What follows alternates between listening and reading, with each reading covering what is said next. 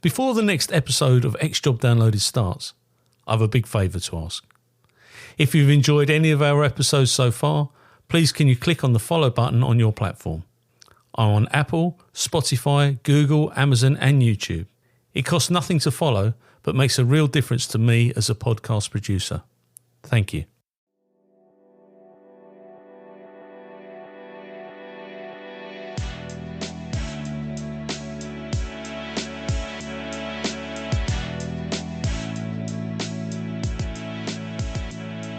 This interview is being tape recorded. My name is Paul Maliri and this is X Job Downloaded. And today I am interviewing Scott McCallum. Now, Scott is a former inspector with the Canadian Police Service, former reserve with the military police, and now runs or is part of a team that supplies surplus equipment to the Ukrainian police service and military forces. Good morning to you, sir. Good morning, my friend. How are you? I'm good. It's really cool. I love talking to people from all over the world. We've got 90 countries that listen to this. So, and when I started this little dream, I didn't expect to reach the corners of the world that I have. So I'm very grateful, and more to the point, to have contributors from across the world. It's absolutely brilliant. So thank you so much for your time. I know there's a time difference, but there doesn't seem to be any lag in this internet. That's great. Thanks for having me. Thank you. No worries. So where did it all begin for you, and how did you get into the police service? Wow.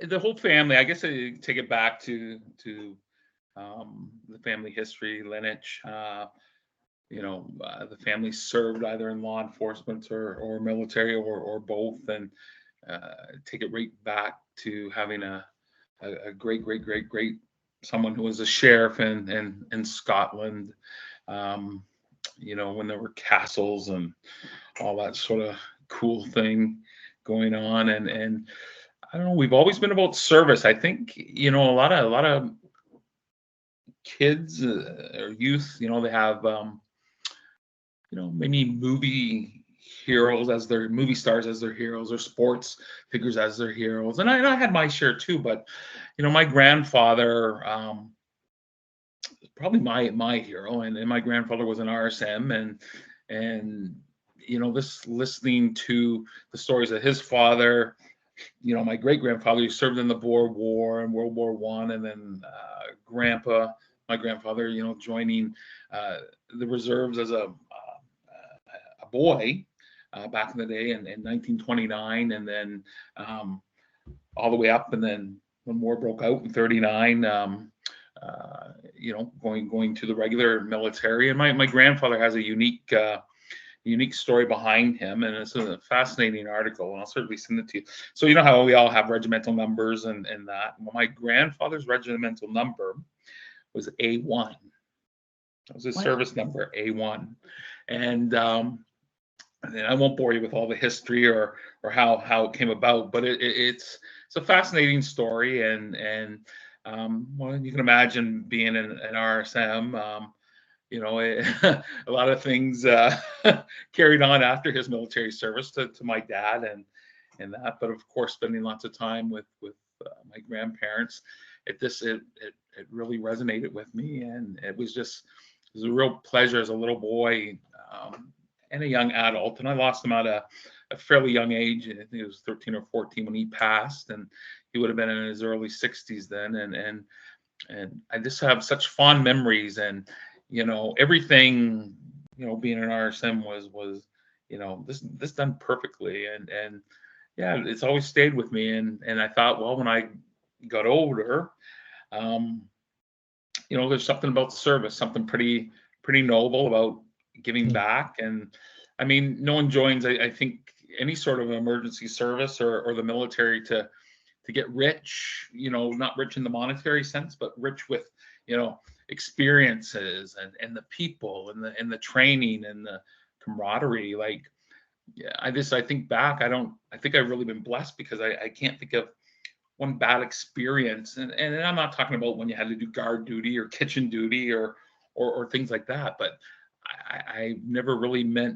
bad people, and I've been fortunate to receive great training network, which is beautiful. This people around the world, and that it's really been blessed as far as that goes. So your grandfather, was he in the Canadian military? Yes. So my great grandfather was in the British military. Right. Argyll Highlanders, Argyll and Southern Highlanders, pardon me. Yeah.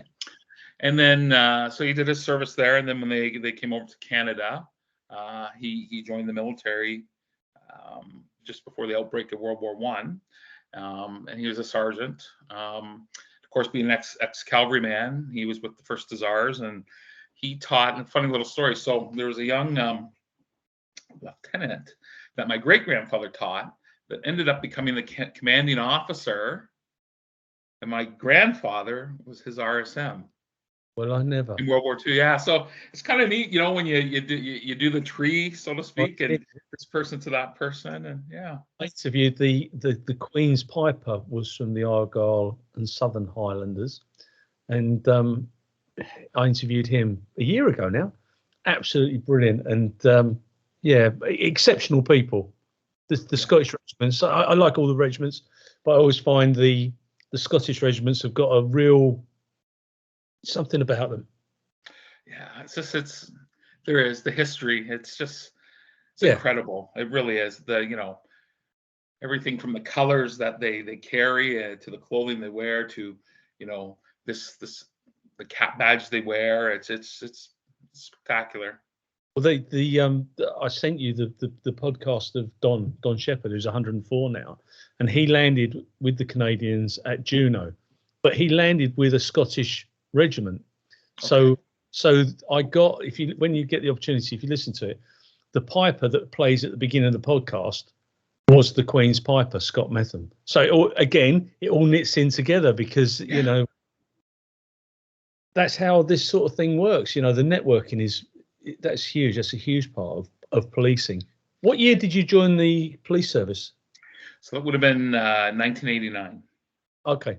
And in London? No, there's a little town just outside of London, about half hour to the south, called St. Thomas, Ontario.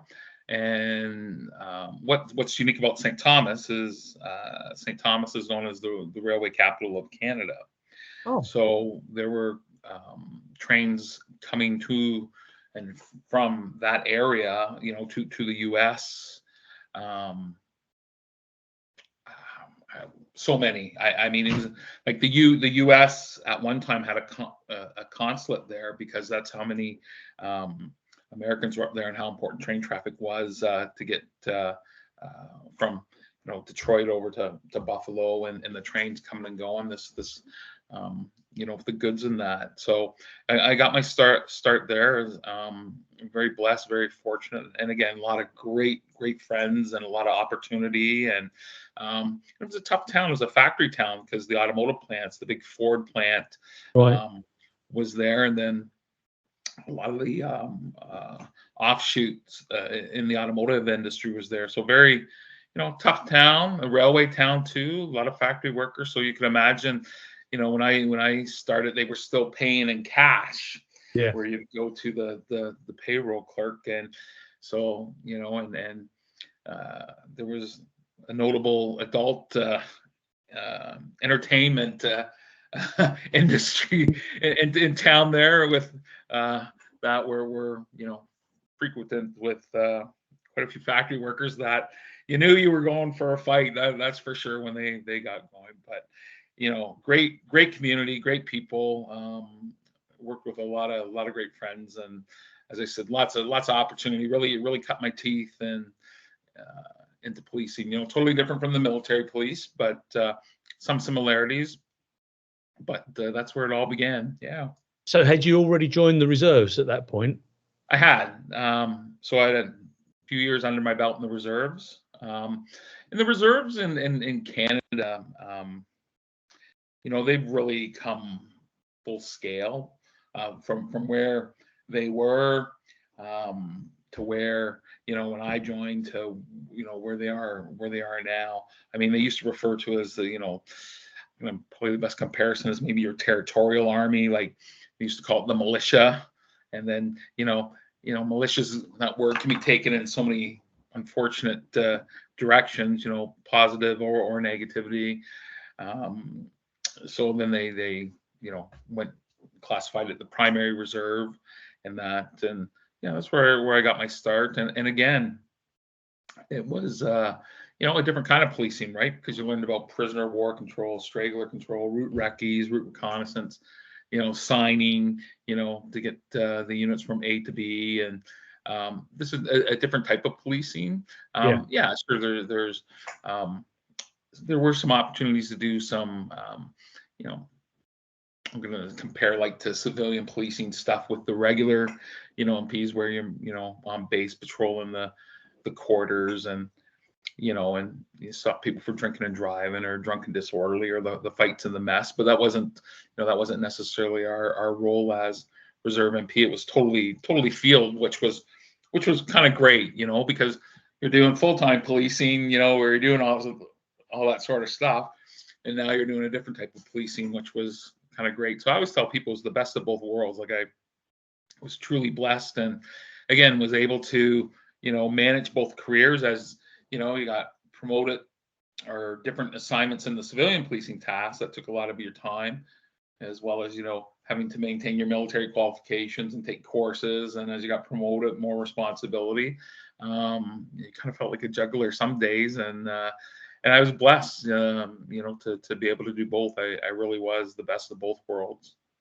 What was your commitment to your reserve duty? How often did you have to take part duties? So it was a parade night minimum once a week, and then 1 week in a month, and then certainly there was more opportunity. So, and then as you went kind of the food chain, so to speak, was 2 nights a week, because there was always a training night and an administrative night, and then your 1 weekend, and then you had opportunity to go as a part-time or full-time, on Class B or Class C duty, whatever the mission was, so to speak. Usually Class B, which put you, you're a reservist working full time, for maybe summer concentration for 2 or 3 weeks, doing a big field exercises, or if you're on a trades qualification course, things like that. So, and it was nice to be able to go between both, work a little, some full time with the military as a reservist, but my full time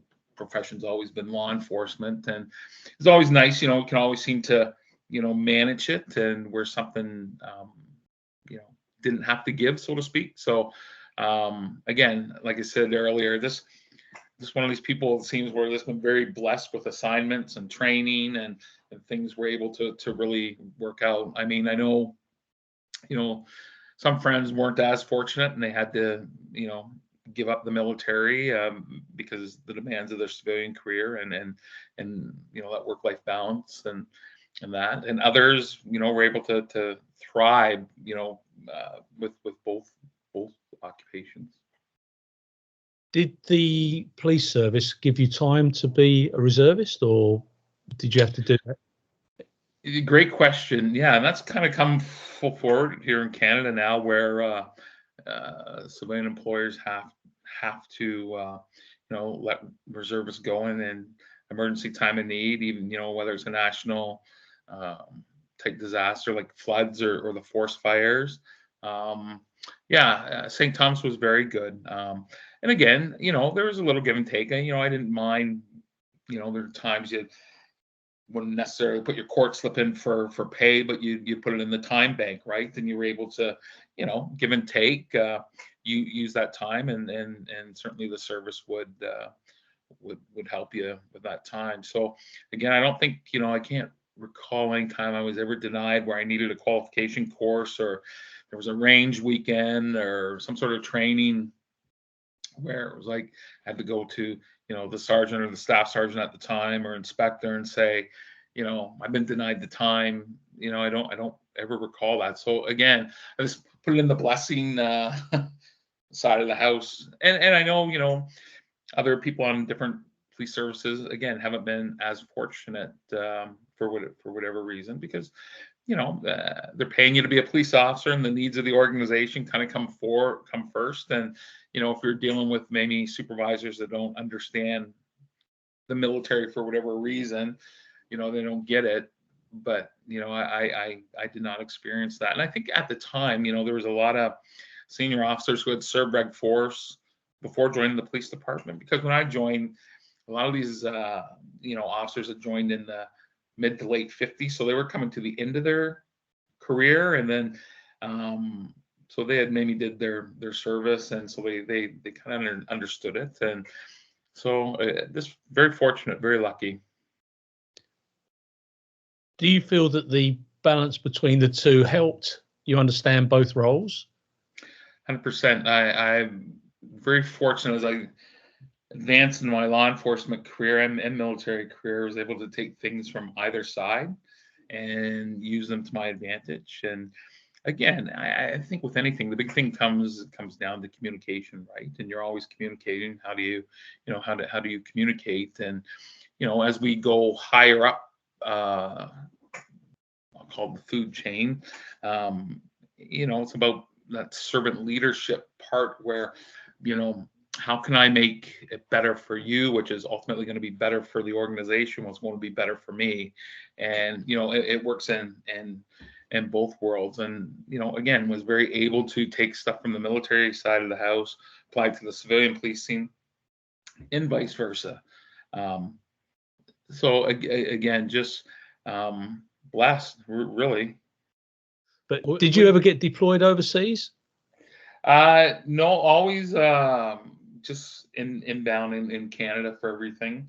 There was and it wasn't for lack of trying. And being on the tarmac one time and stood down. It was just, yeah, it just wasn't in the cards for whatever reason at the time.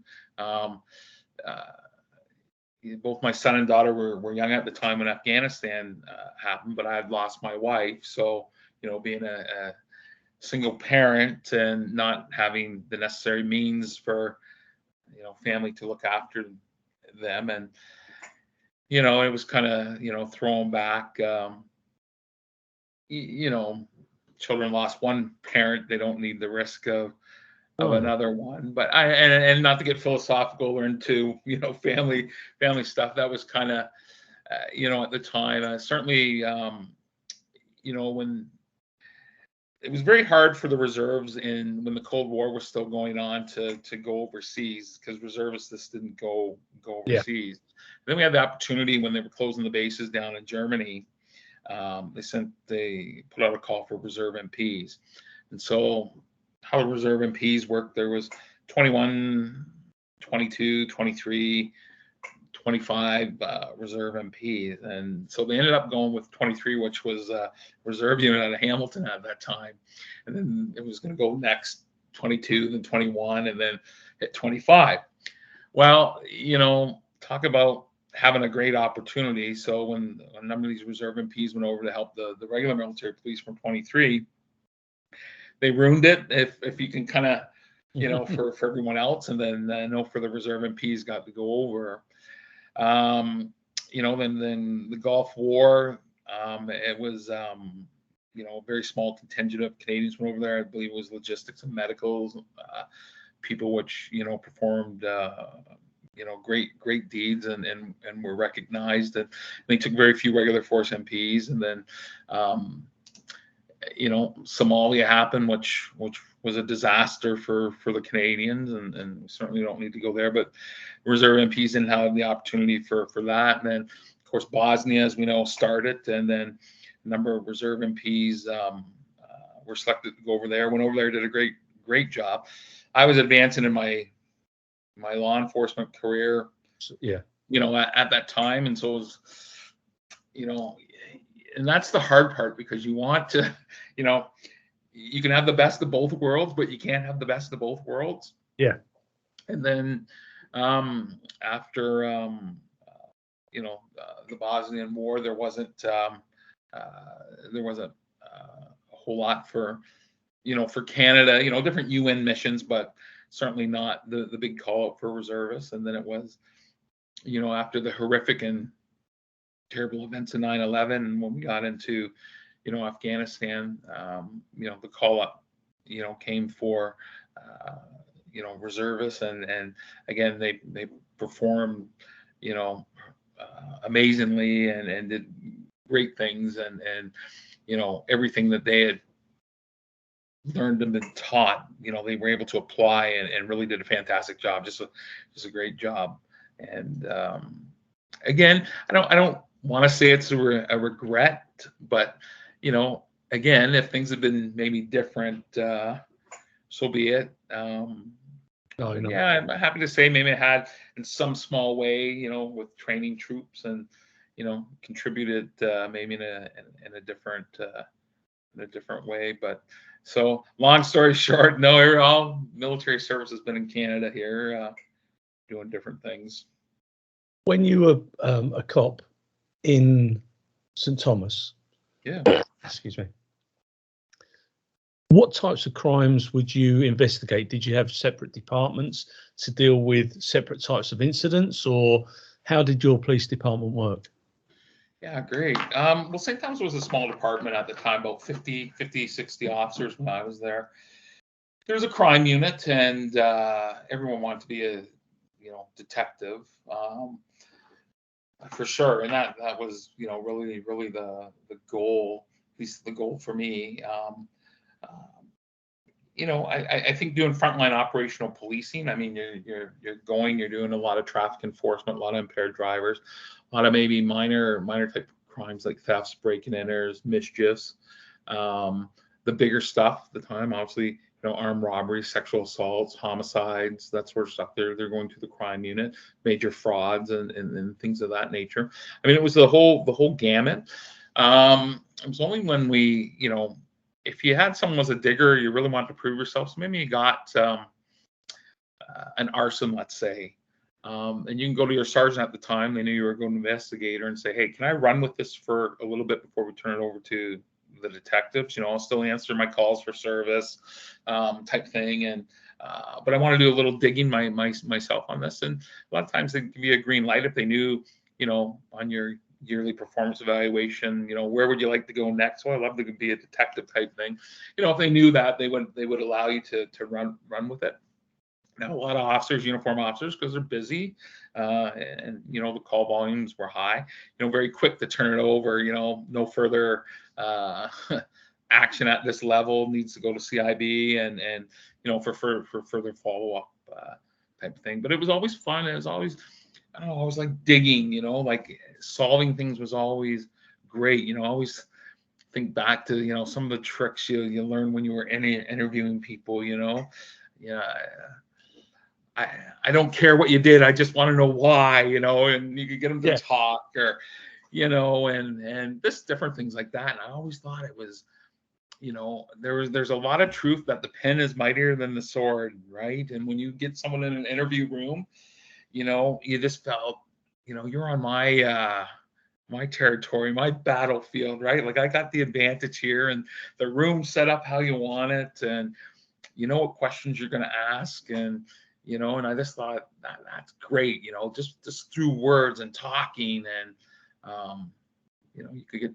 confessions or the evidence you need. It was just a lot of fun.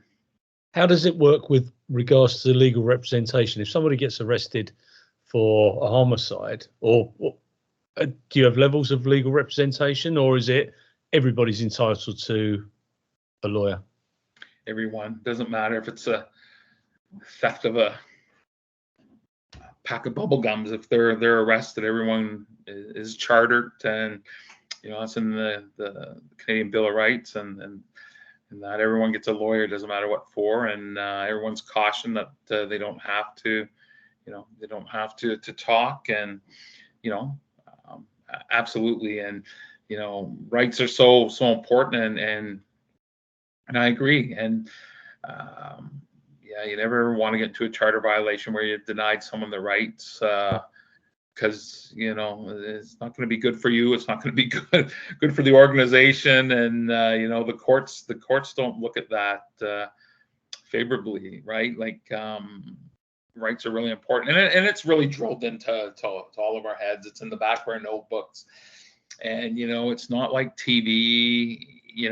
We teller officers or teacher officers, so open your notebook. You don't need to memorize it. Just read it word for word, verbatim, the back of your notebook, and look at the person to make sure they know. And then you're asking, do you understand? Do I need to repeat anything? Is there anything you're unsure of? And it's almost like, I want you to call a lawyer. Please, we're going to give you every opportunity to lawyer up, and we want to. And if your lawyer gives you instructions not to talk, then follow what your lawyer says. But I always find people want to, they like to talk, and they make a spontaneous utterance, or they kind of open it up, or I don't know how many times you've arrested someone for an offense, and you have them in the back of a patrol car, and you're going to the station for booking, and they've been given their rights, and they've been given their cautions, and then they just they start they start, or they give you another piece of evidence, or somewhere else to go. And very few, well, I shouldn't say that. I mean, the serious cases I had the privilege of investigating, some of those were hardened criminals, and they knew the game, and they weren't going to say anything. But a lot of people, this is their first interaction with law enforcement, or their first dealings. I mean, they because it's happening so fast, and the world has been turned upside down. And how many times in the back of the patrol car, what have I done? I was so stupid. I didn't mean to hurt them. Honest, I didn't. Officer, I didn't. Please, I didn't mean to take that golf club and bash their brains in, right? I didn't mean to do that. And you're like, oh, hang on a second here, right? Yeah, I just think it's so important. These are the rules, you need to play by them. I mean, play by them, and if you don't, you're going to get burned. You're going to get caught. And any young officer I've had the privilege of training, or supervising, or working with, the rules are there. Let's just play by them. Don't get yourself in a jackpot, or a charter violation, for sure, where you've deprived someone their rights. We do here, unless it's by you have to have an authority from a superintendent and there's got to be an urgent interview take place in order to recover a person, or something similar, and they can be denied their rights of legal representation as part of that. But that would be a one-off interview. I've done one of those. Okay. Some time ago now, but obviously, but yeah, it's interesting. How do you find that technology caught up with you towards the end of your service? I know how it impacted on me, but how did it impact on the Canadian Police Service as technology evolved? I think it's huge. I think it's really benefited us, and I think there's so much more we'll continue to do. Like, I'm really interested in where AI is going to come into play with law enforcement. I'm sure it has, but I know with the railway police, as an example, because there's lines all across Canada, right? And I think one area where technology was really helpful would be the drones, right? Where you get the drones up, and the drone can get to, if a train's been crashed or derailed, or into a remote area, a drone can, give you that live information back. And we never would have had that, before, as an example. I also think, body cameras have, are a big plus, have helped law enforcement. I know from speaking with other senior leaders, a lot of their complaints have really decreased. The false allegations against police, or the whole hands-on, they were too rough, and as an example. So I think the body cameras have been a huge plus, as a form of technology. I think our databases, I mean, where different services can talk to other services, through the different computer platforms, I think is huge.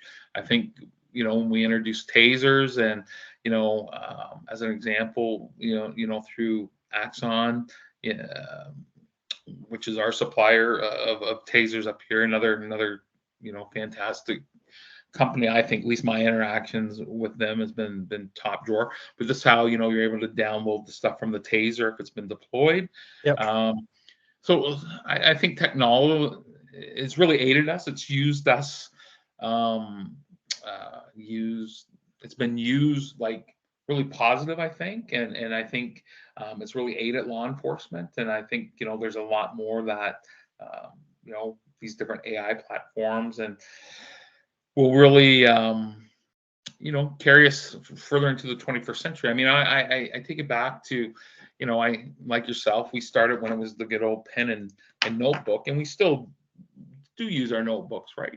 But our reports were all in ink, unless you were in CIB, then it was the typewriter. Yep. Was simply introducing, the onboard terminals, and, this being able to take a person's driver's license and use it almost like a debit card, where their coordinates and who they are pops up on the screen. I mean, these are great advances where, I think of some of the old timers who they'd probably be turning in the grave if they knew we were doing it this way. Yeah. So, But we don't have that. You see, we don't have that. We don't have onboard terminals. I mean, most of the bigger well, I shouldn't say it. All the departments have them, but their capabilities in all of the departments may be different. Like your bigger services, like the Ontario Provincial Police, you're going to get, the person's coordinates pop up when you swipe the card, and the different platforms can, they'll marry up with the Ontario driver's licenses, where you can go to a screen and you can get someone's driving history and their picture and all their addresses and things like that. Like, it's for investigative purposes. It's huge. It makes it a lot easier than where we were. And I really think there's room for improvement. And as long as it makes the job easier, because everything, as a police leader, everything I want it to do, or I know a lot of my colleagues, I want to make the job better for the men and women out there. How can we make it easier? Obviously, say your safety is paramount, safety is huge, but how can we make your job easier? A lot of people, they don't, they don't shy away from the terminals, but they won't, as an example, maybe, they won't do the reports in the car because, ergonomics, it's uncomfortable, you're twisting, you can't really pay attention to your surroundings. But for the minor stuff, seeing who you are and, the make and model of a vehicle and that initial information, I think it's great. So, I mean, I've been impressed with the technology changes with law enforcement, and I've been really happy to been part of it, in the sense of seeing what I started with as a young officer to, where they've progressed to. Yeah, absolutely.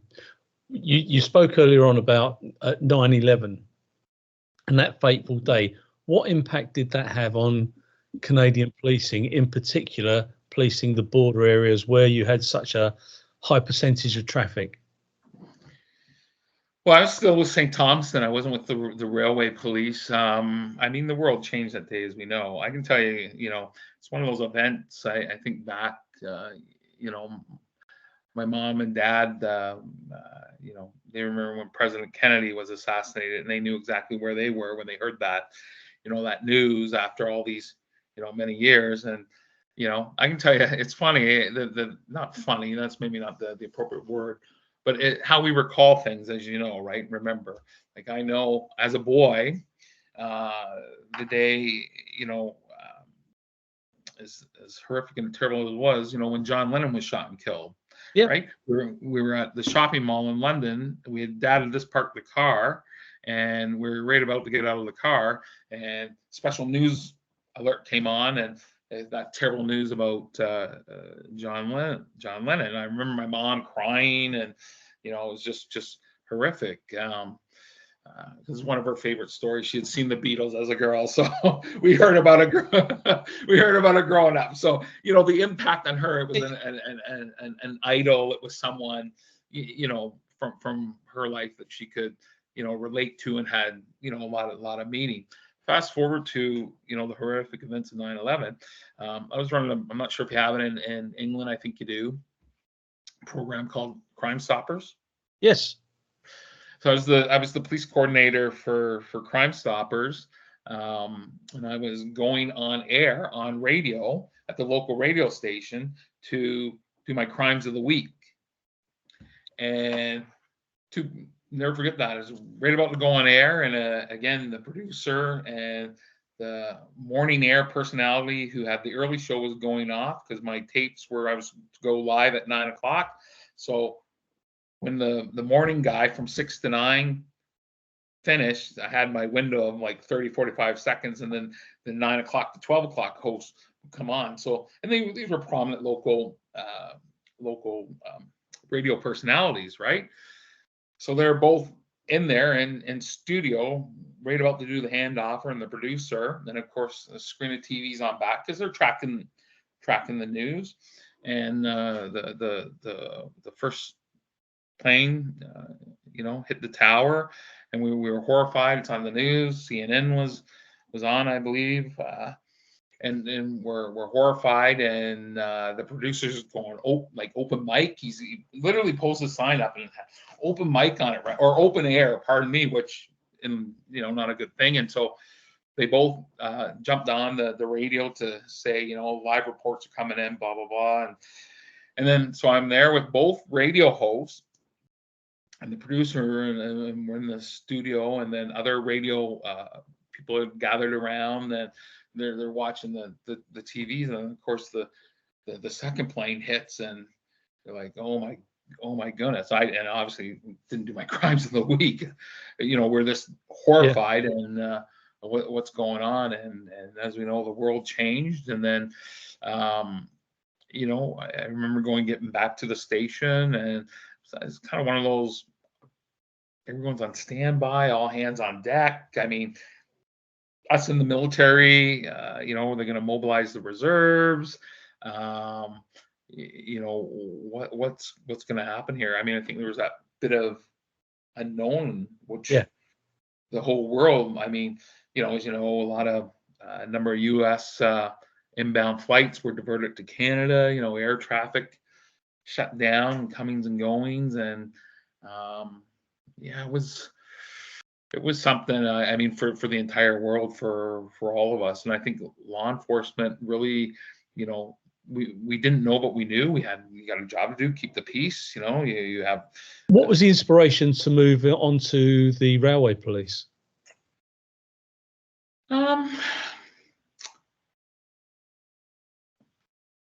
There's a couple different things. I think it would change. I think I hit a glass ceiling, crossroads with my career. I think, I did a lot of things that I wanted to accomplish with St. Thomas. I think the next step, there wasn't the opportunities as far as promotion to the level I was hoping to get to. And I think, as I mentioned earlier, having lost my wife and being a single parent with, 2 small children, I think the shift work, I mean, you have to kind of be a magician, and then, still manage your military service, and, my children, which, obviously family before everything. I think the railroad police at that time had some different opportunities that I think I was able to, capitalize on, that benefited me. And it was just a change. I mean, I think, it's a different type of policing, right? Like, I mean, the transportation industry, that's a specialized, type of policing, because it's all rail related, and there's a lot that goes on that people don't realize that, the railway police are involved with and specialize in. And I think, I got sick of going to certain calls. You're always going to the same domestics, the same drunks, the same, and I thought, okay, well, this is a little bit different. And I think, it was just a good opportunity. And again, there's a connection with the railway, with the McCallum family. I mean, a number of relatives work for the railway over the years. Right. So I thought, why not? Different opportunity. And I didn't know, to be perfectly clear, I didn't know what the railway police did. Like, I had to do some real search. I mean, I knew they existed. I knew they'd been around a long time, and railways had always had railway detectives and railway police protecting, the railways. And there were so many different railways over the years, at least in North America. And so it was really, really cool. And then, I realized, how important, trains are moving goods from A to B, how important they were for the war service, just just different things like that. So it was like, yeah, it's kind of cool. So did a little research, and yeah, it was this good opportunity, right time, right place. Did your conditions of service change? Because here, if you go from a Home Office force like Essex, which is my home force, to the British Transport Police, your conditions of service change, your pension rights, etc. Yeah, that did change. Yeah, so I was able to be in, senior officer. I was able to. So my years of service in law enforcement couldn't be taken away from me, because they. So here, with 20 years service, you get your police long service medal. Yep. And then at 30 years, you get a bar to your medal, and so on. So the 17 plus years I took from St. Thomas counts towards all that sort of Right. stuff, as well as what classification I come in, and then what courses I have, all are accepted and counted. And but yeah, brand new pension plan, brand new benefits and rate of pay for the different ranks and things like that. Yeah. And did you get to travel? Well, I mean, you've got fantastic railways, and I've seen that beautiful railway where they go through the mountains, and it's got the glow. Did you get to travel? I did. Yeah. So that's the joy of the railway police. Yeah. I did. So I was fortunate enough to hit a lot of places in Canada with the railway police for different things. So very nice. I mean, Ontario is very big, even some very remote locations that we would never ever go to. Like I would never, hey, let's get in the car and go there. But because of work, crime or an incident, absolutely. And what sorts of things would you deal with? So I always link it to, there's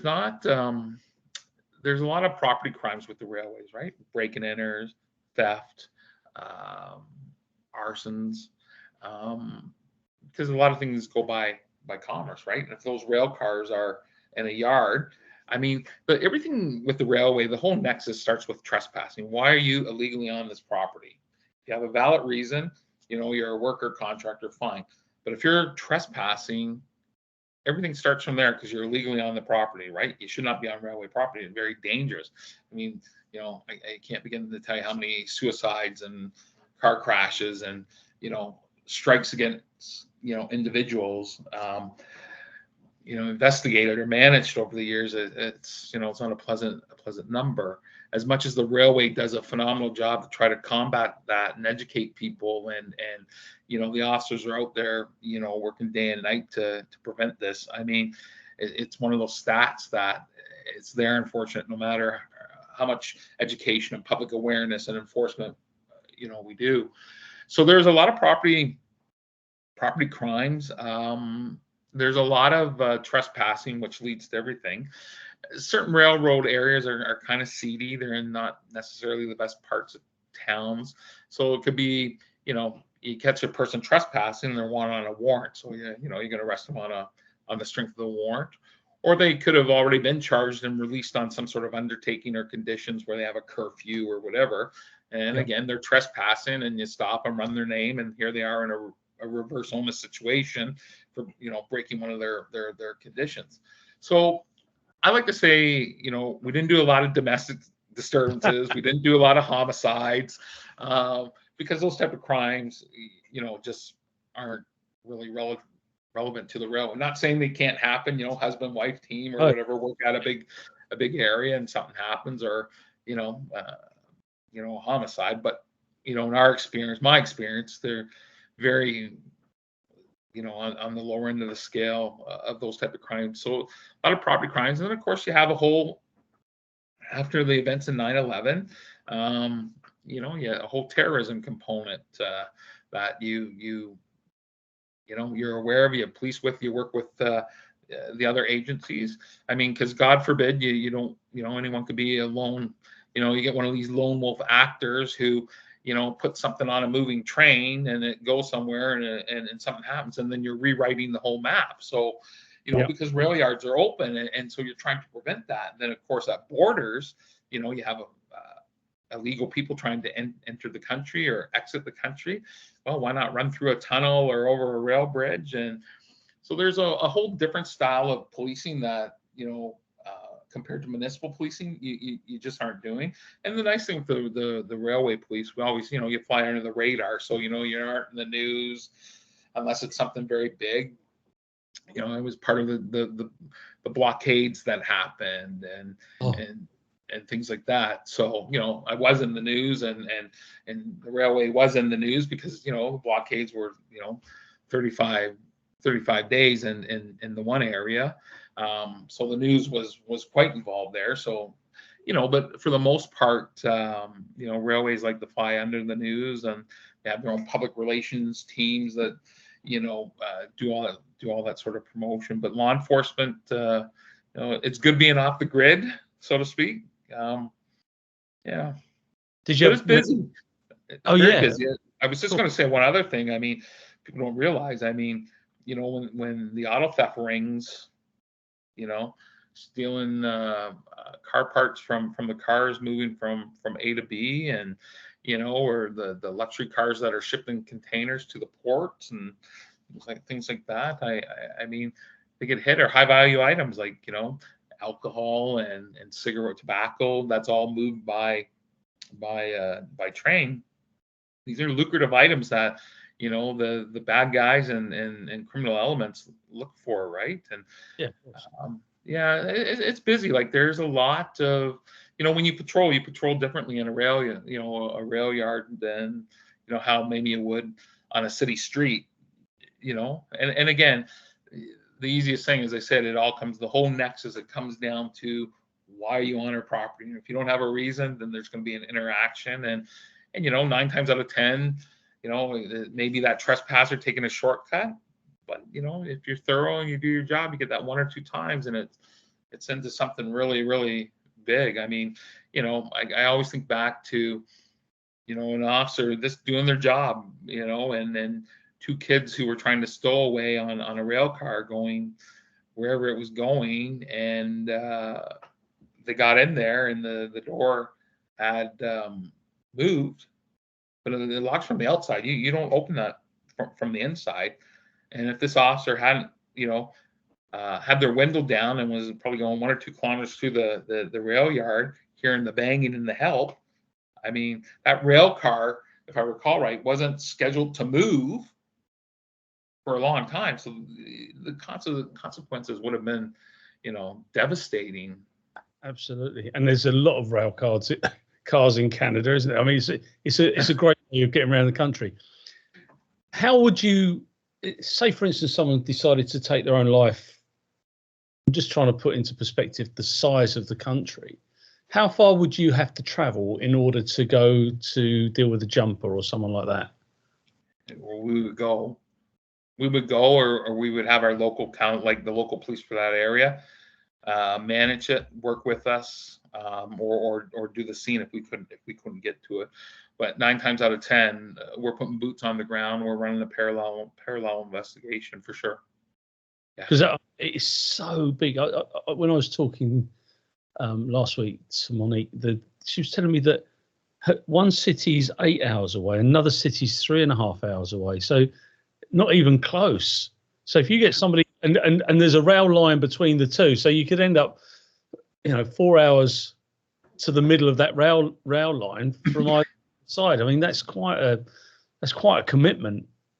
100%. So we have detachments all over, but they're still, if they're not in a big city and they're a remote detachment, it could take a few hours. Or if that officer's away for whatever reason, the other officer covering for them, it could take some time getting there. That's why, looping back to when we were talking about networking, it's so important to have those relationships, right? Because as a smaller specialized police service, we're relying on our stakeholders and partners, and and they do a great job. And that's why, one of the things, we ask our officers to do, or what I always, love to do, pick up the phone or put boots on the ground, have that cup of coffee, talk, know the people. It's almost like know your audience, right?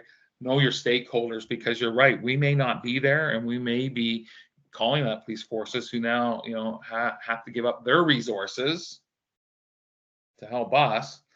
And it makes it a lot easier when you're asking someone, if you kind of have that relationship or friendship. And again, very few, I think I could count, on one hand, how many times where there was ever pushback from a police agency not wanting to help us. I mean, the partnerships and relationships are they were forged. You're embedded, and that's why we used to call it doing the circuit. You won't have coffee, stakeholder engagement. So if there's stuff from PR, coffee mugs and things that you can give out just to say, thank you. We may never need to call upon you, but thank you. And this is who we are, what we do. And, we appreciate your help. And it's paid dividends. At least it did in my time, for sure. What year did you finish in the police service? Oh boy, so where are we now? 2024. So 2021, September 2021. Okay, and you've kept yourself busy since then. Yes. to say the least. I always laugh because we say like law enforcement's been a different type of war, if you want to call that, right? Than the different ones around the world. So it was nice that short little break from September 2021 to 2022, January 2022. It all changed. Yeah. And because we had COVID in 21, and I don't know how that impacted on you guys, but we were still, locking down and then unlocking and what have you. But you then got involved in the Canadian-Ukraine Logistics Division. Yes, that's been my passion these last few years. So how does that work, and what does it actually entail? Yeah. Where to begin? Well, the horrific events that have been happening in the Ukraine since, February 2022, when Russia, invaded, launched this devastating war. It was born out of that, and like yourself, one day, I was sitting around in January before the war had started, in February, when I decided, my goodness, I need to do some cleaning, the storage area. This, I'm going to do all the things maybe I put off. I'm going to putter every day for a while till I find what I'm going to do next. And so I moved all this excess military kit and police kit. And over, a 34-year career, you amass a lot of stuff. And as I think when we were getting to know each other, talking, I said, every year you get boots and gloves, and I had to go to the quartermaster and say, I don't need, please stop. I will never use this stuff. I mean, you're wasting money in it. If you can put the money somewhere else in supplies or give it to the people that need it, I will never use this. And it didn't go anywhere because hence boots and gloves and whatever else. So long story short, I was cleaning the storage unit, and I made this big pile of excess kit. And my friends all had enough kit, so they didn't need it. I mean, my son and daughter, it's not their style. They're not gonna wear it. Even taking the shoulder flashes off some and the rank off other stuff. I didn't think, the Goodwill or some of those secondhand stores, it was really maybe appropriate for them. So the pile just sat there, and I was contemplating really what to do. And then all of a sudden the war starts. Ukraine's invaded by Russia, and you're on edge. You can't believe this is happening in the 21st century. And and you're watching what's happening. And so one day I'm out driving, and the war, as I said, it's already started. And I see this driving by the London Ukrainian Center. I see this big sign accepting donations. So on a whim, I just stopped. And I thought, okay, well, Ukraine has some similar weather. I think it's very cold there. I mean, and they have a fall, a spring, a summer, a winter, and maybe they can use some toques and scarves and gloves and boots. And so I walked in there, and at the time, the president of the London Ukrainian Center came out, and he said, and they were busy. Like, I mean, there were people coming and going. Like, it was a lot of people, a lot of volunteers helping out, a lot of stuff like that. It's almost like a war room, the best way I can describe it. Like, in their boardroom, they had computers up and piles of, different donations, and people bringing stuff in and cooking food and all this sort of stuff. And I said, I have some military things and some police things. I'd like to donate if I can, but I need to make sure that they're going to go to other law enforcement or military people over there. I don't want them to get out there in the system, so to speak. And so he says, "Oh, there's a guy who's looking after that. He'll come speak to you." So this guy came out thinking that I wanted to join to go over to the Ukraine, because long story short, they had a lot of people trying to join. Oh, wow. To go over there, but they weren't a recruiting system. They're not vetting people. That's not what they're there. They're collecting donations to send to family and friends and to the population over there. So this fella come out, and he's a police officer too. And when you think I've seen you before, and you're thinking the same thing. So he's looking at me, and I'm looking at him, and coppers, no coppers. Yeah. He says, "You're on the job?" And I said, "I'm retired." And I said, "You're on the job, aren't you?" And he goes, "Yeah." And I said, "Okay, what's your name?" And so he gives me his name, and he's one of the co-founders of CULD, Ralph Schubert. And I said, "Okay." So he was a captain in the reserves, and he's with the provincial police. So we kind of have that laugh and chuckle. And his wife is he's Polish, and his wife is half Ukrainian. So he was there volunteering, helping out. And so I said, "Look, I have all this stuff. Contrary to what the president at the time, I didn't know, who's since become a very good friend. I'm not trying to join anything. I just have all this stuff, and I want to get it over there." And he says, "You know what?" He goes, "I got a bunch of boots and stuff too." Right? And I said, "Yeah." I said, "I can only imagine how many law enforcement and police officers have stuff." And I said, "It's like that old spearmint gum commercial where I told two friends who told two friends who told two friends." Yep. So CULD is kind of born right there. Him and I have kit, and I have this kit, and I bet you I could get more kit, and I bet you I could get more kit. So him and I said, let's do this.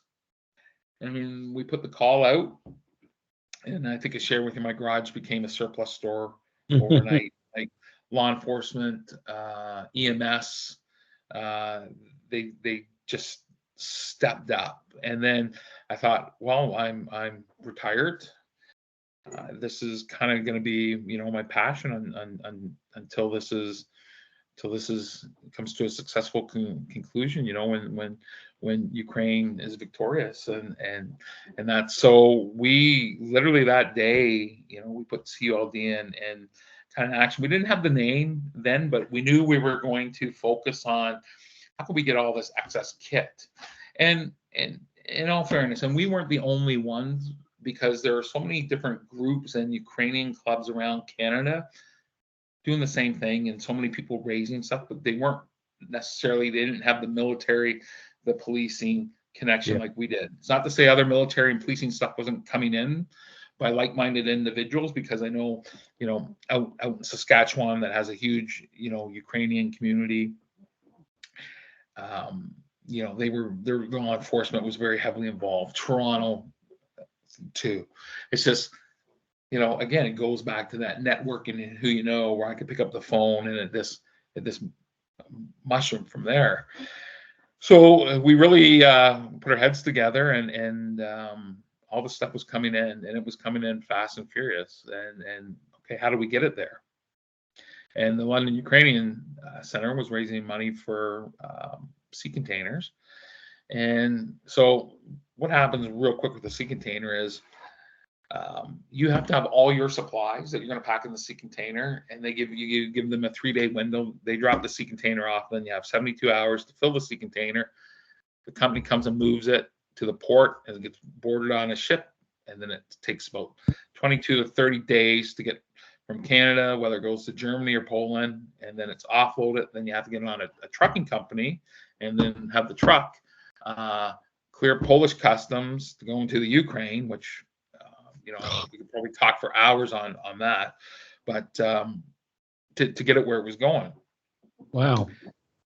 So in the London community and surrounding community really stepped up. The donations that came in, non-law enforcement, non-military surplus, were incredible, like the medical aid and stuff for the animal shelter, stuff for the orphanage, sanitary products for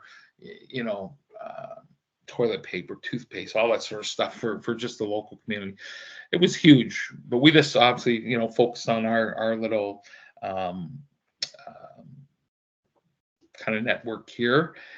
So it was like, okay, now there was a fella in Ukraine. I'll share his first name. It's Oleg. I won't tell you much about him, just for different reasons and operational security. But he's the salt of the earth. He has my utmost respect, and he is has been our friend and our go-to person. And where we were able to get our product, get the sea container, and he was able to disperse everything. And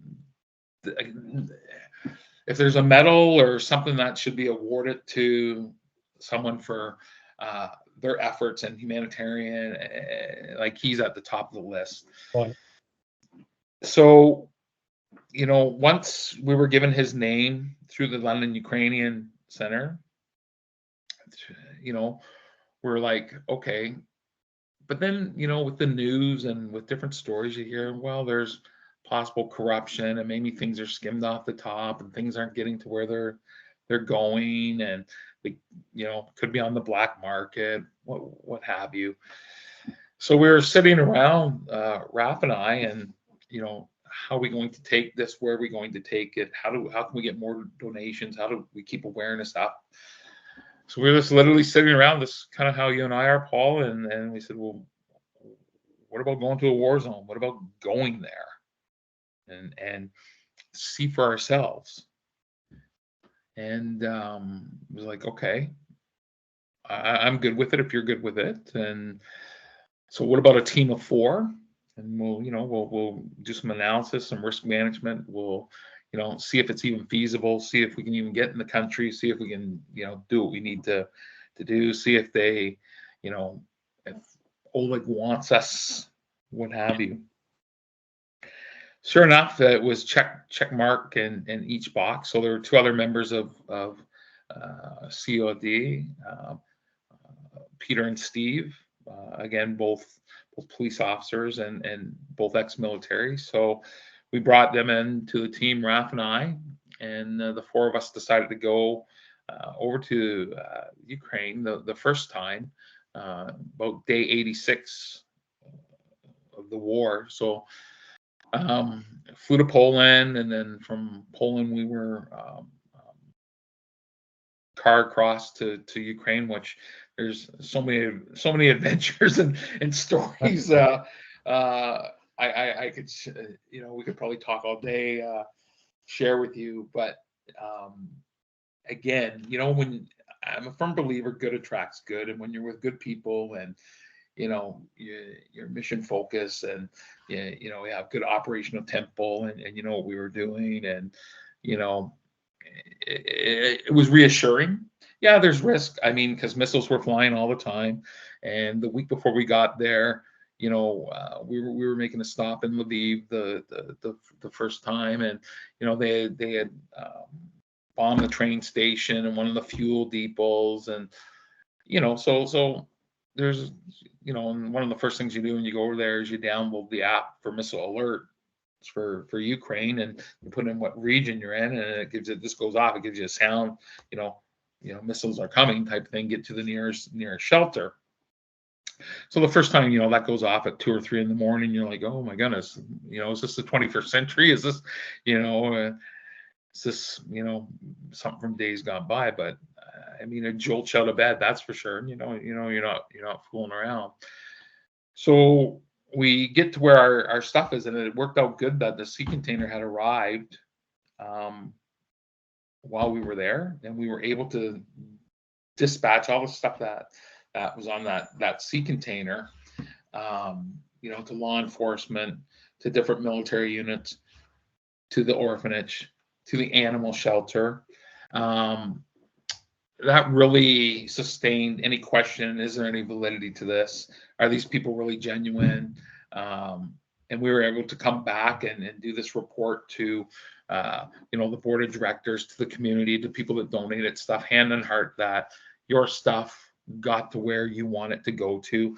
And there's no cost here. Like other organizations may take an administrative fee. We're not about that. There was no cost involved. Like all costs were absorbed by us, which was fine. We had different letters of authenticity and authorization to be in the country and to get us from A to B. But really, that's the only outside administration that we needed or asked for, that we couldn't do ourselves. But there were no administrative costs. Like this was, as an example, done by people donating their time and knowledge to make this happen.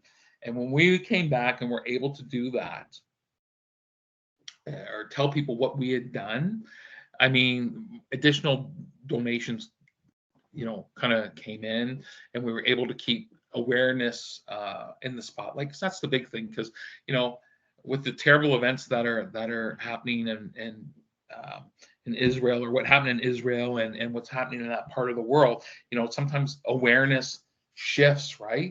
And to keep what's happening in Ukraine alive and on the front pages, it's important to have these stories and to tell people these stories. And when you get something firsthand, and again, there's nothing personal in it for Scott or Raph, Steve or Peter. It's all about service and giving back and being good humanitarians and good stewards of the world, and wanting to do good and believe, if the reverse was happening, that the Ukrainian people, which I think are this beautiful, and they're in a fight for their life, and they're going to win this, and the heart and soul, the people I met, they're spectacular. They're fantastic. Like, yep. I don't have enough nice things to say, and I'm not necessarily saying that because of the war. They're this way. I think they're this way regardless. And the hospitality that we were showing, and the kindness, and I don't have political stripes or any game with politics, but one of the things I think our government has done, our current government has done a good job of support for Ukraine and the Ukrainian people. And I think, once they knew we were Canadians and from Canada, and what we were here to do, it just elevated it to that next level. And the support, as I said, it's been good. But it's continuing to dip a little bit, and it certainly did for a bit, but then it kind of came.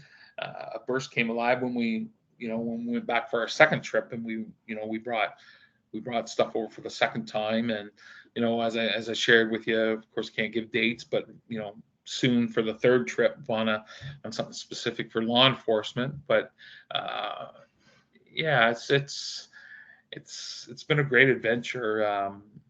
Do you ever feel at risk? Do you ever feel at risk whilst you're out there? Yeah, 100%. I mean, the second time we went further east, closer to the war, we were in areas that the Russians had attacked and taken over, and were there, but had been pushed back and fought back. Yeah, I mean, the risk is it's always there, but you never know when a missile is going to be fired or strike, right? I think that's the big thing. Um, and they fire them at random, at will, and they don't, civilian targets. The Russians don't care. There's no respect. There's no, I don't want to say, you know, honorable. They just don't care, right? They do what they want, and it's certainly unethical when you're hitting civilians and civilian targets and stuff that have no military bearing whatsoever. And I mean that hit home. We were in Bucha, and the atrocities that happened there. Between 600 and 800 men, women, and children with their hands tied up. They're all executed for no reason at all. I mean, mass genocide. I mean, it's a terrible war crime. I mean, you think back to some of the horrific things we learned in history about Auschwitz and the horrific violence and horror that the Nazis, did to the Jews and others. You think, oh my God, this is the 21st century, and this is happening.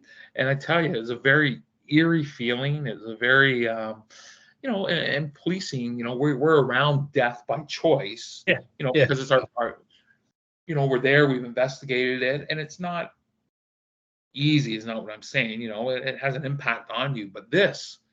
You can't describe like it was like walking through the gates of hell. You see bullet holes up the church, and then you go behind the church where the mass grave was, and you're like, is this 2023? Like, am I standing here? Like, did these atrocities happen?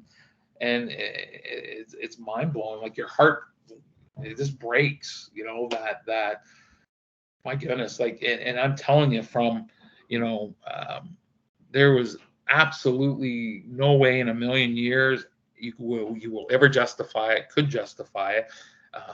There was no reason why it needed to happen. No military value, no military, nothing at all. And it was just horrific. And, we were a little further, as I said, further east the second time. When you go to the tank graveyards where, all the Russian tanks have been blown out, and you see all the different trench systems and that, you're like, wow. Like you think of some World War I movies you've seen, and you're like, this is in Hollywood. This is a real meat grinder. Like this is the real deal. And I mean, there's bullet holes and destruction everywhere. It's like, wow. Like this is real. And these the Ukrainian people, I mean, they're so brave, and I mean they're fighting for their life, and I mean they're doing a fantastic job, and so now as a humanitarian organization, CULD, what can we do? What do you need that we can do our best to get to you? And if you need boots, we'll get you boots. We got 5,000 pairs of Gore-Tex boots that went over there. You need tourniquets, we're going to get you tourniquets. You need Israeli bandages, combat bandages, we will, do our best to get you that sort of stuff. You need burn kits. We'll go to St. John Ambulance, who, stepped up, a great organization, great partner to have. They gave us burn kits. We will get this stuff, as an example to you. And when you come back and the second time and you tell people what you have seen, forget what the news or this whatever spin they put on it, how they've reported it. And I'm not saying it's not accurate, but they've put it on how they put it on. But you're just talking to a regular old guy, no one famous, no one special, who's been there, seen it with his eyes, put boots on the ground, and spoke to people, spoke to foreign volunteers who have joined the International Legion, who are there, Ukrainian military members, Ukrainian citizens. When you witness it, firsthand, I think people are they're really taken in by that. They're really, oh my goodness, I can step up. like one of the big things we did as CULD was when the Russians blew up the dam, right? And they flooded a lot of communities, a lot of small towns. The water purification tablets and the life straws we sent over there. This, you and I take clean drinking water, for example. You go to the faucet, get some clean water. Yep. Not happening in these small communities. And so, the gratitude, for packets of, water purification tablets, save communities with that sort of stuff. So, it's good. It's good to do what we're doing. And as I said, the third time we go over in a few months, there's a real law enforcement theme to this mission. And one of the a lot of the female officers aren't in a position or don't have body armor. As we know, I mean, females and males are different. I mean, that's simple biology. We know that, and we know our sister officers are fitted for their protective vests and body armor. And it's very important. We would never send them out in the street, or any officer, without protective stuff, equipment, body armor. And so when we were over there the second time, we were at one of the police academies, and we met the commandant of the police academy. I can't share her name, but no, she's phenomenal. You can tell the passion, that we have for, being former members of law enforcement, was oozing out of her. Very proud, loved the academy, loved the training, loved the officers that she was putting through. One of the big things, no body armor for my people. More importantly, for my women officers, we just don't have it. And as you know, so when the Ukrainian military kicks the snot out of the Russians and pushes them back, and then they take those towns that they're reoccupying, law enforcement follows up to do policing for the population and everything. And we would never go out, or I certainly wouldn't go out without my protective gear on. I would never send an officer out without their gear on. So we have stepped up, and this is where Monique, our mutual friend, who again is the salt of the earth. If not that anyone's looking for recognition or anything like that, but if there's a way to recognize someone, it would certainly be her, with her contacts and especially the women in law enforcement out in Saskatchewan. And we have 150 female body armor protective vests that we're bringing with us and shipping over there for Ukrainian women in law enforcement. So do you get any additional support from Air Canada or do you have to pay the going rate? Do you get support from the shipping companies or anybody like that? Yeah, I mean, yes and no. I mean, certain companies have to make money. I mean, to stay in business. So a couple things. Some of the shipping companies have cut their prices in half. Some have given it to us free, and then some have charged the full amount.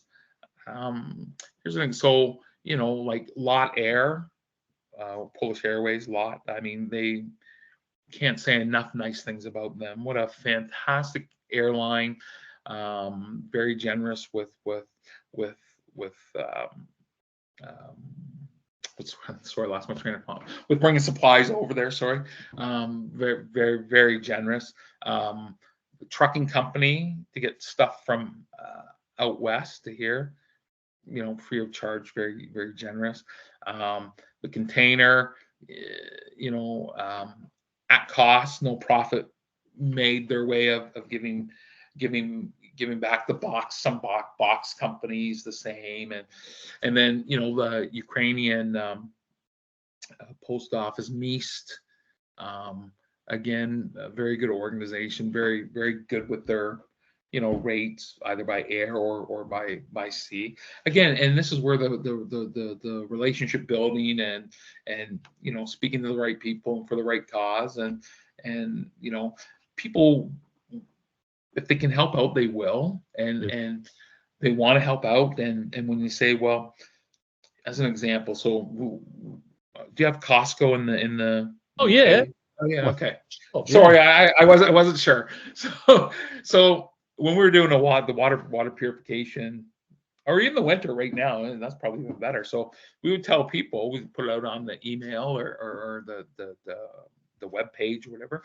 Look, if you can afford to go to Costco and spend $300 or $400 on your items for the month, what's a $20 box of hot warmers or for your feet or hand? You can Sure. pick a box up and then drop it off at the Ukrainian center, and we'll make sure it gets to where it was. And it's the same thing we did the life straws, where you just put it right in the water and it'll filter any dirty water. Look, you're already at Costco, you're spending all this money, it's $20 more for a pack of 4. And people are like, are you telling me one pack will help? And it's like, absolutely, every little bit helps. Yeah. Every little bit helps. And that's what we say, socks and toques right now are very important over there for the winter. So if we can get socks and hats, and they come in, we'll get them there. And our we've proven our supply chain. We've proven the validity. We've never lost an item. You'll get a full report from us. We'll follow up with pictures.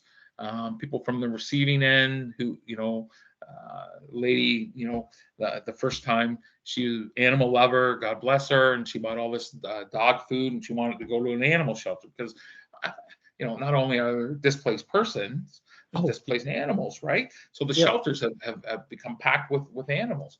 So she was like, I bought all this dog kibble, and I want to make sure it gets over there to an animal shelter.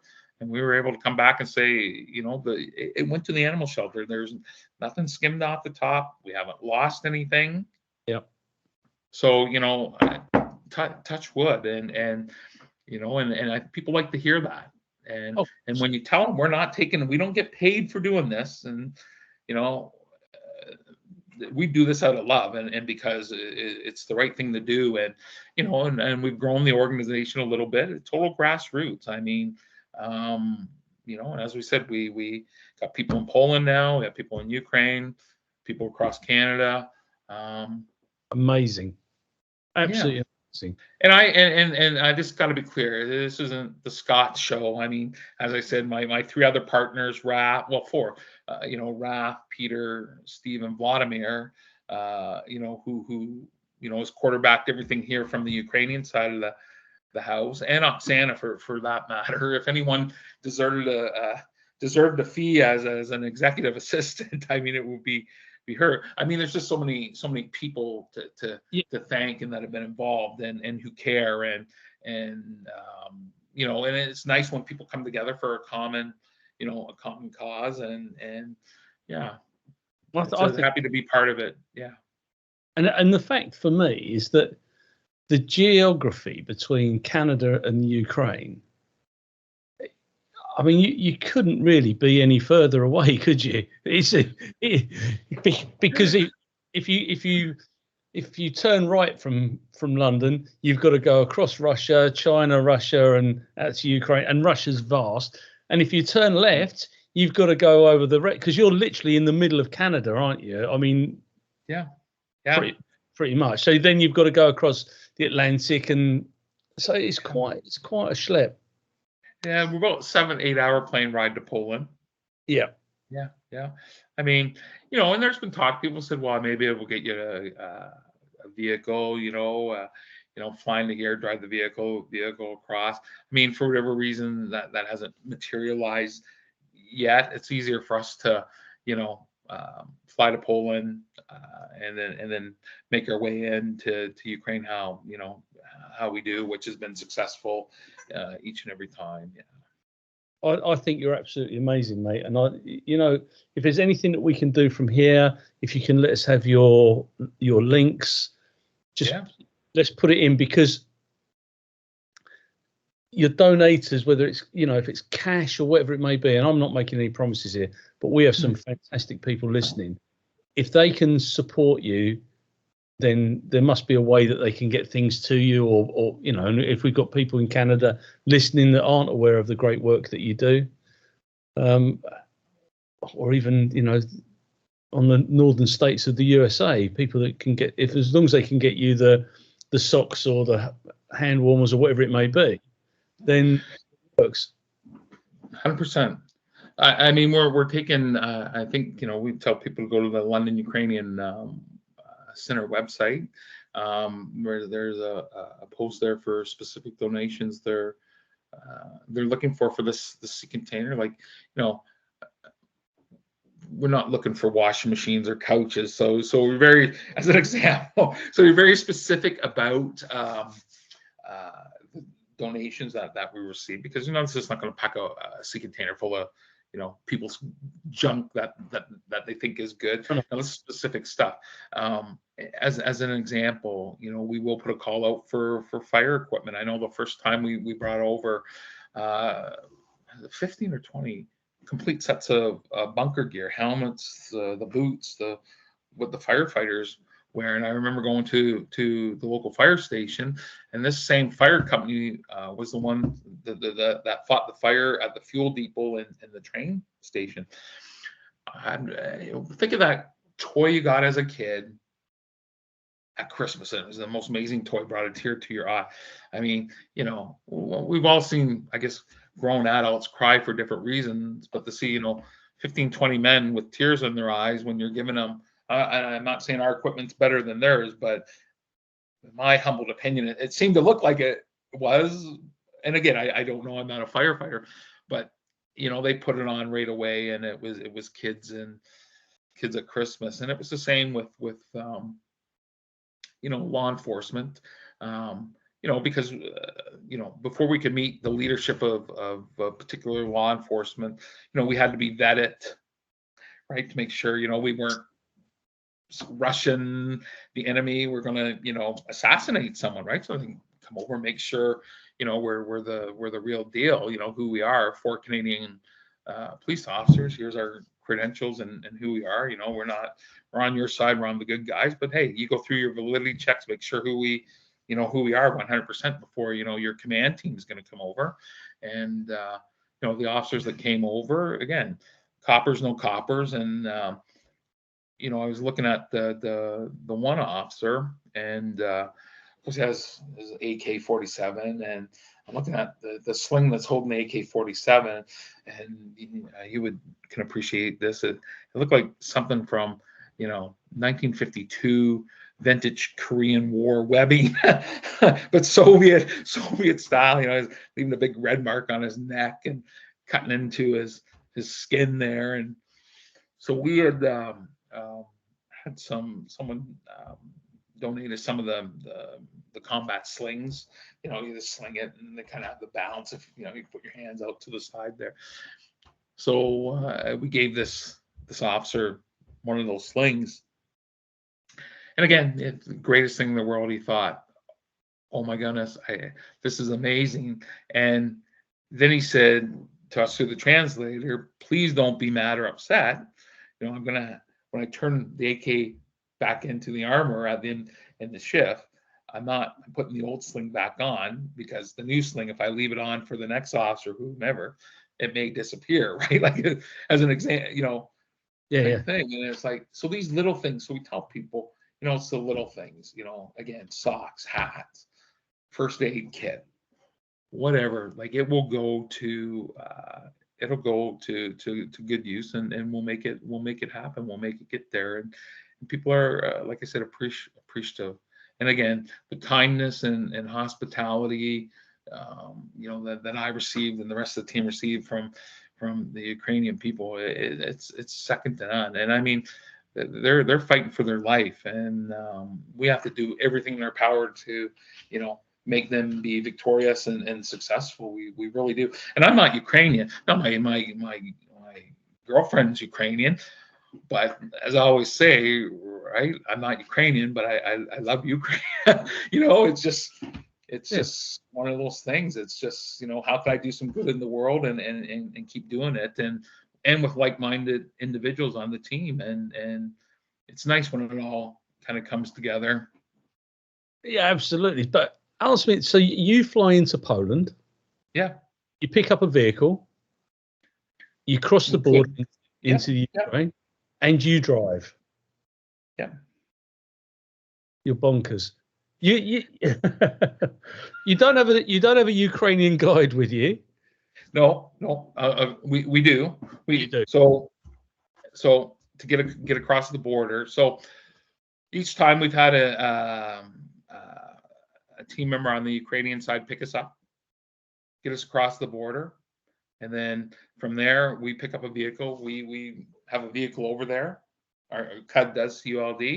Right. So once we get across the border, get to where that vehicle is, then we drive ourselves. Yeah, we take off from there. So yeah. So the second trip, three of us went. One of the team members had other commitments he couldn't get out of us. So the three of us, myself, Raph, and Steve went the second time, and yeah, I don't know. You could have, we probably should have put a cam up in the vehicle. I mean, I don't want to say it was three guys on a fishing trip or a big adventure, but I mean, the laughs, the stories, the adventures, and just it's good. And look there's curfews, there's checkpoints, there's delays, there's the good old map and compass sometimes. If satellites are down, you can't get internet or Wi-Fi. It was fun, and I mean that's half the adventure right there, especially with when you're with good people. And I didn't know, as I said, I didn't know these guys from Adam, and but like-minded and great friendships have been forged, and it's an adventure driving in the Ukraine. And I mean, but again, at some of the checkpoints, they like to trade and get different things. You tell me from Canada, and you show them the documents, the letter, from the consulate, the Ukrainian consulate here in Canada, saying this is what we're doing, and these are the aid we're bringing, and who we're helping, and they're like from Canada, and some had actually been to Canada or have family that emigrated to Canada a long time ago, and then a couple times at a few of the checkpoints we knew Canadians had been through there, because we call them patches and they call them chevrons, and so we would see different Canadian patches or chevrons, and it's like, someone from Canada was through here. It's like, oh yeah, you're from Canada. And then it's like, or they'd be like, do you have a chevron? And so you do a little horse trading, and it's kind of neat. And again, very I've had nothing but good experiences. And again, and we meant government officials to every morning. One town where we were, I was going to the same coffee shop, just speaking to the locals in the coffee shop, and it just really nice, really pleasant, and very warming, and so grateful that we're over here doing that. And and a lot of times the question was posed, well, why are you doing this? Like, because I gotta believe if it was reversed, you would step up and do the same, right? Absolutely. But I don't think that anybody would allow Canada to get into that predicament, and I think that's where I don't want to say the word privilege, but because it's highly unlikely that we will ever encounter those difficult situations, we need to help people like Ukraine. Absolutely. Because look, for us from the UK, if Putin gets through the Ukraine, he's only got 3 more countries, and he's at the channel. He's getting ready to come to the UK. We're looking at the 1940s again, where Adolf Hitler stands on the beach of Calais with a pair of binoculars looking at Dover. So it's only right that we, and as a Commonwealth, whether you believe in the Commonwealth but as a Commonwealth, that common banding of bringing everybody together, that's for me, that's what the Commonwealth's about. I get it that the royal family are no longer relevant to Canada and to Australia and whatever, but the Commonwealth that's what it's about. It's about banding the people together to fight the tyrannies. 100%. I agree. I mean, we're all in together, and I mean, I'm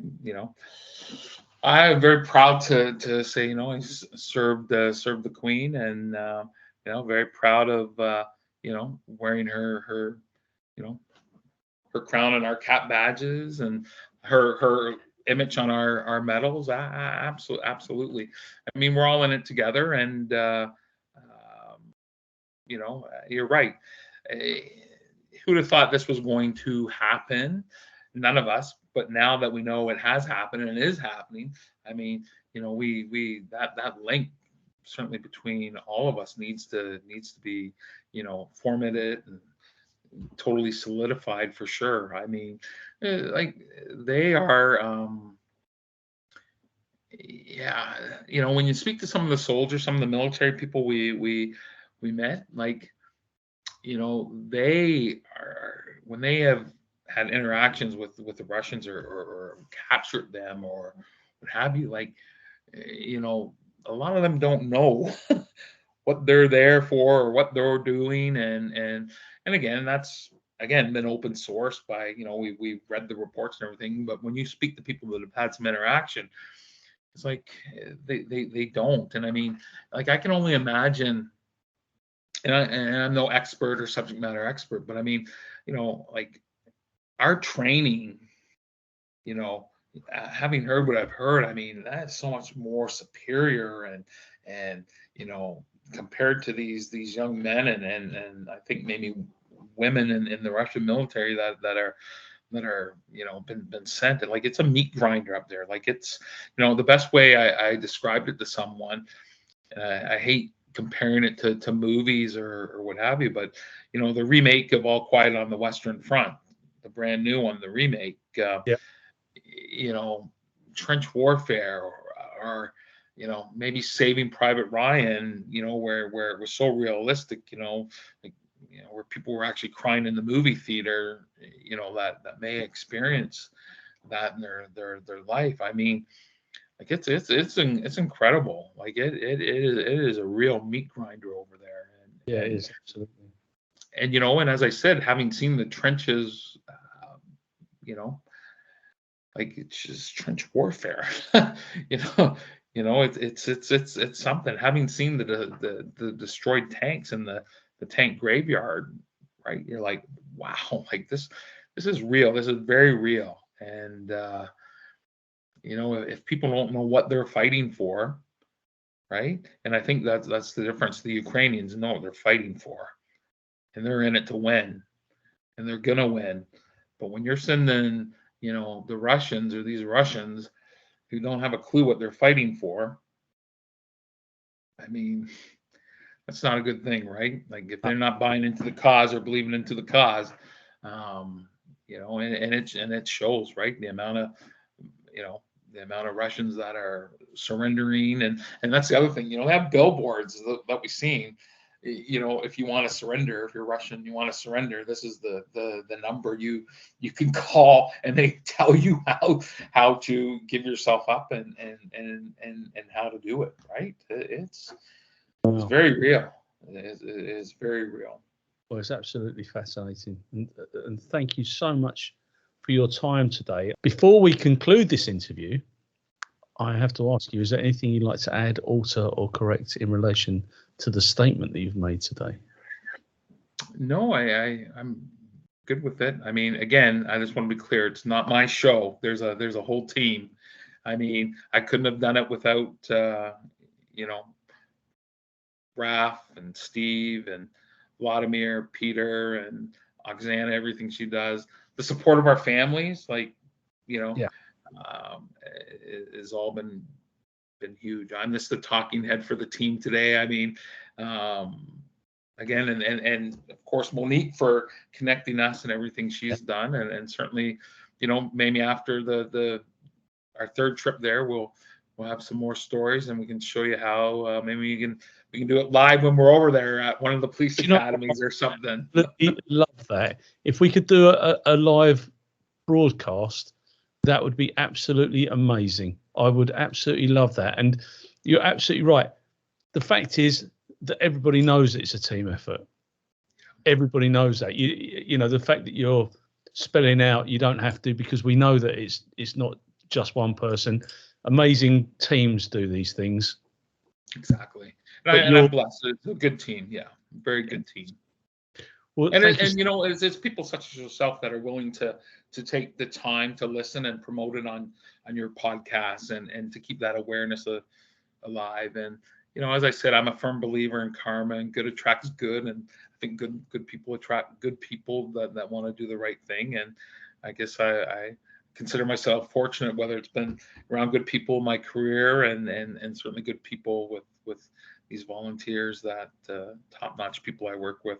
I mean, you know what it's like when you spend half your career in a car with your partner doing law enforcement. You can only imagine spending a few weeks with people in a truck. So thank you so much for your time today, mate. Have a great day. I hope it doesn't get too cold for you. I look forward to seeing you in the UK at some point. I hope that you get over here, and we will put your message out. And yeah, I look forward to seeing you. Awesome. Thanks so much, Paul. Appreciate it. God bless you. All the best now. And above all, keep safe. Thank you. Thanks so much for listening to this episode of Paul Mulleary's X Job Downloaded. Please like, follow, and share with all your friends. Your support is absolutely invaluable and makes a real difference to me as a podcaster. Thank you.